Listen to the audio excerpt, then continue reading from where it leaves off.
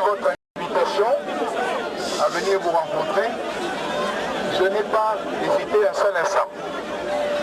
Car vous me connaissez, je préfère venir et avoir le contact direct pour vous entendre et pour vous écouter. Et que je vous fais confiance. Et donc je vais retirer les gendarmes. Deuxièmement, nous avons déjà commencé un travail de réhabilitation. Et donc il est tout à fait naturel que ce travail continue.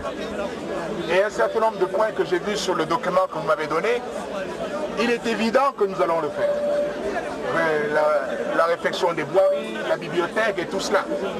Donc ça ne pose pas de problème. Donc je ne sais pas dans quel ordre les travaux vont être faits, mais ils seront faits. Ensuite, les bourses sont totalement rétablies.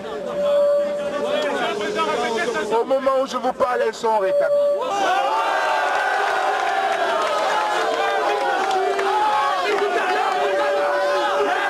Au contact des étudiants ce matin, le président de la République lui-même est donc venu porter la bonne nouvelle.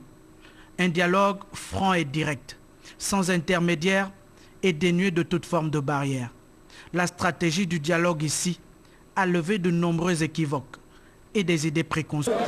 Si vous regardez depuis des décennies, tous les budgets qui ont été consacrés à l'éducation, si vous additionnez, vous voyez que ce sont des sommes qui sont énormes. Mais sur le terrain, vous voyez que ça n'arrive pas. Pas la moitié. C'est là la question. C'est là la question. Donc, moi je veux faire en sorte que cela arrive. Et j'ai commencé les réformes. Oui. Mais ces réformes, ça ne plaît pas à tout le monde. Ça ne plaît pas à tout le monde. Et voilà pourquoi on veut nous empêcher de faire ces réformes dont vous allez être les bénéficiaires. Mais avec ou sans eux, nous les ferons ces réformes et vous serez les bénéficiaires. En attendant l'invitation du palais présidentiel, le chef de l'État est allé toucher du doigt la réalité culinaire du restaurant universitaire.